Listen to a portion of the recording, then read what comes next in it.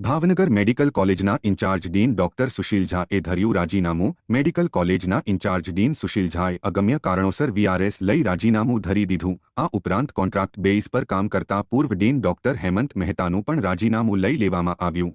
તાજેતરમાં મેડિકલ કોલેજમાં જીએસને ઇરાદાપૂર્વક પ્રેક્ટિકલ પરીક્ષામાં નાપાસ કરવા તેમજ અન્ય કારણોસર કોલેજનું વાતાવરણ ડહોળાયેલ હોય જે અંગે રાજીનામું આપ્યું હોવાની ચર્ચા વેગવંતી બની છે। મેડિકલ કોલેજ ખાતે અધિક ડીન ડોક્ટર અમિત પરમાર સંભાળશે ચાર્જ।